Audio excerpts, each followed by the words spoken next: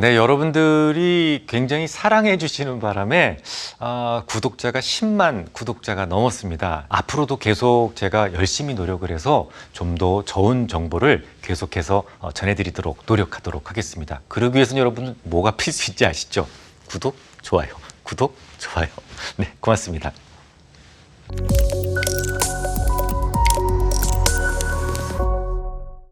네, 오늘 배우실 내용은 기업 분석 39번째 이야기, 자본적 지출과 수익적 지출 마지막 시간입니다.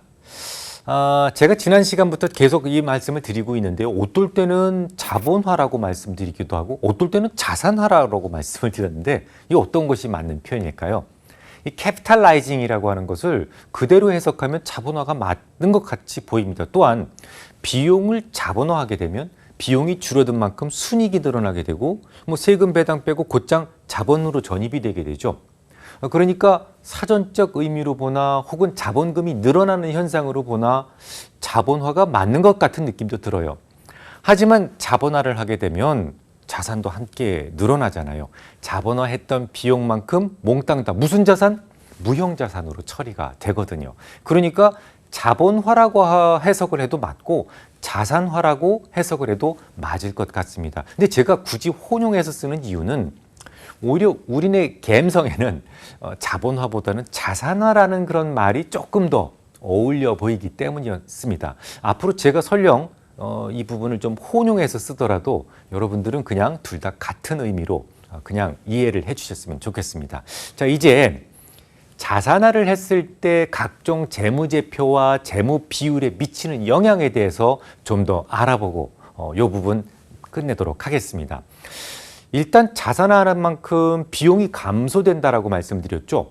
그러면 이 부분만 여러분들이 단단히 잡고 따라오시면 다른 부분들은 이해하기가 좀 쉬워집니다. 이 자산화된 비용들은 그만큼 자산 계정으로 처리됩니다. 무형자산이 되는 거예요. 그러면 자산은 커 보이게 되고 커 보인 만큼 비용은 작아 보이게 되는 효과를 가지고 오기 때문에 자, 회사의 재무 구조가 어떻게 보여요?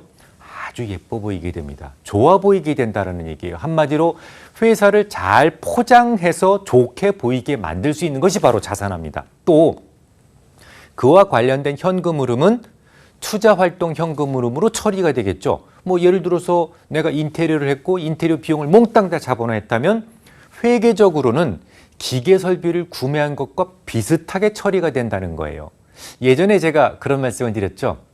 현금 흐름표에 대한 설명을 드리면서 PER이나 무슨 EBITDA 이런 거 보지 마라. 그건 너무 조작이 쉽기 때문에 그것보다는 영업 관련 현금 흐름을 보라라는 말씀을 드렸어요. 그렇게 말씀드려서 뭐라고 말씀드렸냐면 요건 조작이 어렵다라는 말씀을 드렸어요. 그러면서 또 한 가지 또 말씀드린 게 있었습니다. 어렵다라고 말씀을 드렸던 것이지 불가능한 것은 아니다라고 말씀을 드렸어요. 현금 흐름표라고 할지라도 자본화를 통한다면 이것도 조작이 가능하다라는 거예요. 그러니까 비용을 자본화한 회사는 그렇지 않은 회사보다 자산 밸런스가 더 커 보이게 되고 이익도 커 보이고 영업활동 현금 흐름도 역시 더 커 보인다라는 얘기죠. 반대로 투자활동 현금 흐름 어떻게 되겠죠?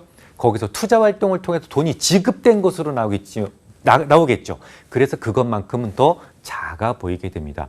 그래서 마치 설비나 기계 투자 자산을 구매하는 것처럼 기장이 되기 때문에 좀 더 작아 보인다는 거죠. 무형자산이나 유형자산에 대한 구매는 투자활동 현금 흐름을 통해서 지출이 되잖아요. 그래서 투자활동 현금 흐름이 훨씬 더 작아 보이게 계상되는 것이죠. 자, 그러면 반대로 비용 처리를 했다면 어떻게 될까요? 근데 인테리어를 했는데 몽땅 다 비용으로 처리를 해버렸어요. 그러면 현금 흐름표는 같아지겠죠. 비용 처리는 일반적으로 영업 관련 비용으로 나가는 돈이기 때문에 비용 처리를 선택한 회사는 영업활동 현금 흐름이 더 낮아 보이게 됩니다. 물론 자본화가 전체 부채는 영향을 주지는 않습니다. 이건 지금 자본화는 비용이냐 자산이냐의 문제이지 부채하고는 거리가 멀기 때문이에요. 여러분들이 만약에 자, 두 개의 회사를 놓고 자, 어떤 회사에 투자를 할까 막 고민을 합니다. 제약회사도 괜찮고요. 근데 한 회사는 자산화를 했던 흔적이 보이고 다른 회사는 비용 처리가 되어 있었어요. 그럼 여러분들은 어떻게 하시겠습니까? 친구들의 키를 비교할 때 높낮이가 다른 곳에서 한다면 아무런 의미가 없죠. 그래서 여러분들이 투자자 입장에서 회사를 매수 목적으로 분석할 때는 똑같은 기준이 필요해요. 그래서 만약에 자산화된 계정이 보인다면 명심하십시오. 만약에 자산화된 계정이 보인다면 무조건 묻지도 따지도 말고 고의성 여부 이런 거 다 따지지도 말고 비용 처리된 것으로 치환해 놓고 바꿔놓고 모든 재무 비율을 다시 계산하셔야만 합니다. 즉 회계 처리는 CEO 마음이에요. CEO가 뭐 자산화했다, 뭐 아니면 무슨 비용 처리했다, 이건 몽땅 다 인정이 됩니다. 하지만 회사에 대한 비교 분석을 위해서는 반드시 자산화된 것들은 몽땅 다 비용으로 돌려놓고 다시 똑같은 운동장에서 비교하시는 것이 맞다라는 겁니다. 자, 그러면 오늘은 문제를 한번 내볼 거예요.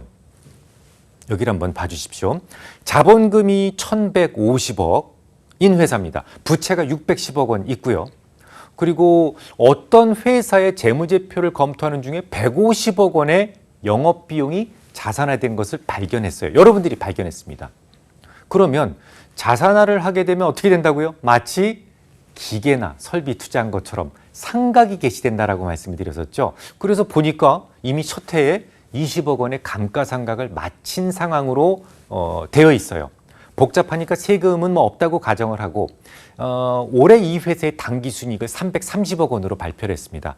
영업활동 현금 흐름은 370억 원으로 계상되어 있어요. 그러면 이 회사를 분석하기 위해서 여러분들은 어떤 부분을 바꾸어 놓아야 될 것 같습니까? 자, 일단 150억 원이 자산화되었다라고 말씀을 드렸어요. 근데 상각을 20억 원 했죠. 그러면 오버밸류 된 부분은 150억 원이 아니라 20억 원을 뺀 130억 원이 됩니다. 여기까지만 이해하셨다면 거의 여러분들은 90%는 따라오신 거예요. 그럼 이 회사가 발표한 당기순이익이 얼마예요? 330억 원이지만 이건 거짓이고 오버밸류 된 130억 원을 뺀 200억 원이 진짜 당기순이익이 되는 거예요. 영업활동 현금 흐름은 370억 원이 유입된 것으로 나와 있죠. 하지만 비용을 자산화했기 때문에 비용 부분 빠져 있잖아요. 역시 130억 원을 빼줘야 됩니다. 그러니까 영업활동 현금 흐름이 기장되어 있는 것 틀렸고 실질적인 진짜 영업활동 현금 흐름은 240억 원이 된다는 말입니다. 자, 이제 아시겠습니까? 처음에 회계 조작을 피하기 위해서 제가 뭐라고 말씀을 드렸어요? PR이나 뭐 EBITDA 이런 엉망진창인 지표 보지 마라. 대신 영업활동 현금 흐름을 보라라고 말씀을 드렸어요. 현금 흐름표는 내 거래 상대방에 있어야 되기 때문에 조작이 어려워요. 그런데 조작이 어렵다는 것이지 조작이 불가능한 것은 아니다라고 말씀을 드렸어요. 바로 이런 사례를 두고 드렸던 말씀입니다. 재미있는 것은요. 이처럼 조작을 해도 심지어 고의적으로 했다고 하더라도 이건 분식회계에 속하지 않습니다. 모든 것이 합법적이란 얘기예요. 그러니까 자산화된 흔적이 있다면 반드시 현금 흐름표를 제대로 되돌려놓고 모든 분석을 다시 해야만 합니다. 그게 어렵다면요. PER, EBITDA 이런 것들은 아무런 쓸모가 없는 쓰레기에 불과합니다. 다음 주에 뵙겠습니다.